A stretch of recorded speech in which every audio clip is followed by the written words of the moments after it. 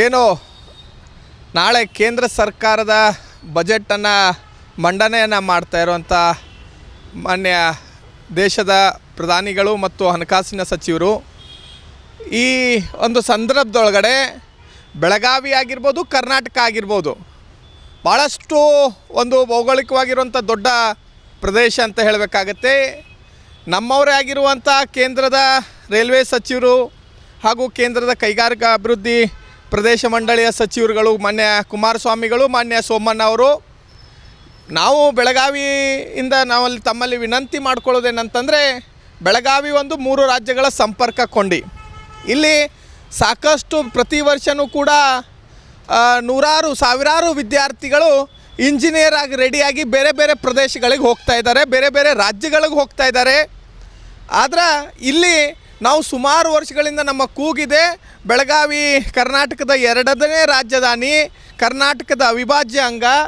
ಇಲ್ಲಿ ನೀವು ITBT ಸೆಕ್ಟರನ್ನು, ITBT ಕಂಪನಿಗಳನ್ನು ಬೆಳಗಾವಿಗೆ ತಂದರೆ ಇಲ್ಲಿ ಪಕ್ಕದ ಮಹಾರಾಷ್ಟ್ರ, ಗೋವಾ ಮತ್ತು ಕರ್ನಾಟಕದ 3 ರಾಜ್ಯದ ವಿದ್ಯಾರ್ಥಿಗಳಿಗೆ ಅನುಕೂಲ ಆಗ್ತದೆ.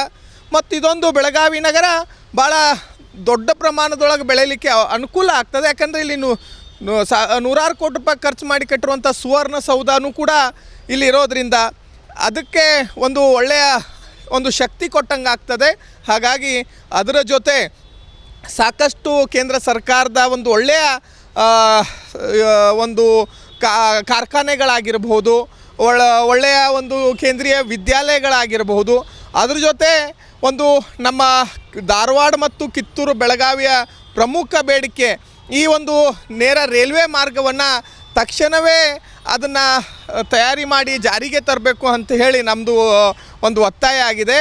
ಮತ್ತು ಇಲ್ಲಿಯ ಪ್ರಮುಖ ಬಹುದಿನಗಳ ಬೇಡಿಕೆಯಾಗಿರುವಂಥ ಕಳಸಾ ಬಂಡೂರಿ ಮಹದಾಯಿ ವಿಚಾರದೊಳಗಡೆ ಅದ್ರ ಬಗ್ಗೆ ಸ್ವಲ್ಪ ಗಮನವನ್ನು ಇಟ್ಕೊಂಡು ತಕ್ಷಣ ಇಲ್ಲಿಯ ಸಂಸದರು ಕೂಡ ಈ ಒಂದು ಇದರ ವಿಷಯಗಳ ಬಗ್ಗೆ ಹೆಚ್ಚಿನ ಒಂದು ಮಾನ್ಯ ಕೇಂದ್ರ ಸರ್ಕಾರದ ಮೇಲೆ ಒತ್ತಾಯನ ಮಾಡಬೇಕು. ಮಾನ್ಯ ಜಗದೀಶ್ ಶೆಟ್ಟರ್ ಅವರು BJPಯ ಸಂಸದರಾಗಿರೋದ್ರಿಂದ ಅವರು ಕೂಡ ಇದ್ರ ಬಗ್ಗೆ ಹೆಚ್ಚಿನ ಒತ್ತನ್ನು ಕೊಟ್ಟು ಬೆಳಗಾವಿಗೆ, ನಮ್ಮ ಉತ್ತರ ಕರ್ನಾಟಕಕ್ಕೆ ಏನೇನು ಸಿಗಬೇಕೋ ಹೆಚ್ಚಿನ ಅನುದಾನವನ್ನು ತರುವಂಥದ್ದು ಎಲ್ಲ ಸಂಸದರು ಪಕ್ಷಾತೀತವಾಗಿ ಮಾಡಬೇಕು ಅಂತೇಳಿ ನಾನು ಒತ್ತಾಯನ.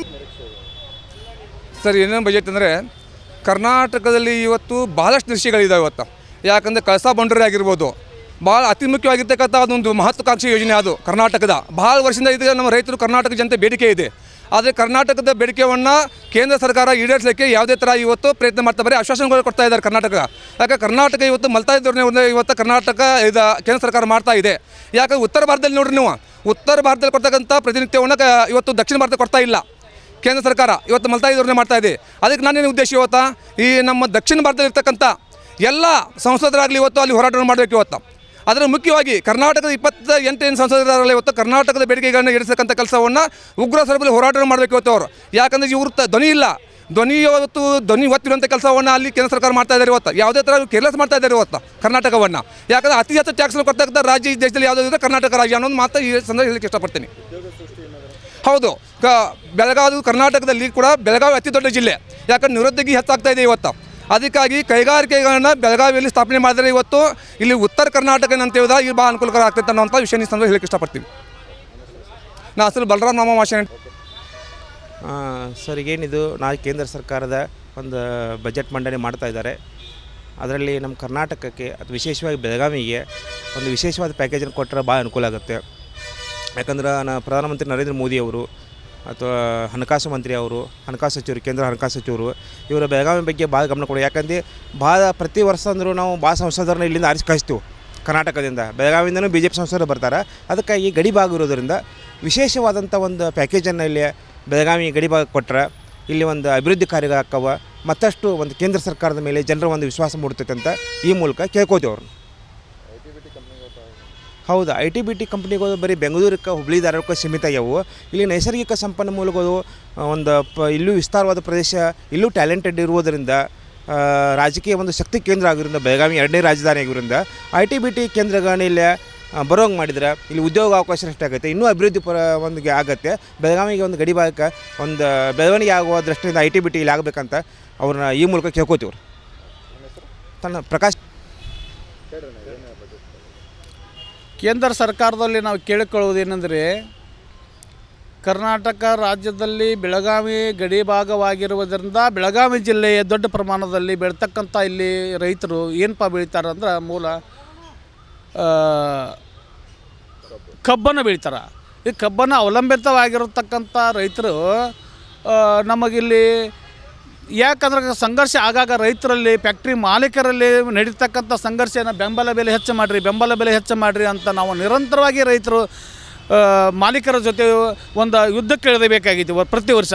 ಅದಕ್ಕೋಸ್ಕರ ಕೇಂದ್ರ ಸರ್ಕಾರದವರು ಏನು ಮಾಡಬೇಕಪ್ಪ ಅಂತಂದ್ರೆ ಎಥನಾಲನ ಬೆಲೆಯನ್ನು 30% ಇದ್ದದ 50% 60% ಮಾಡಿದ್ರ ಅಂದ್ರೆ ರೈತರಿಗೆ ಮಾಲೀಕರು ಆಟೋಮೆಟಿಕ್ಕಾಗಿ ಬೆಂಬಲ ಬೆಲೆಯನ್ನು ಹೆಚ್ಚಿಗೆ ಕೊಡ್ತಾರೆ.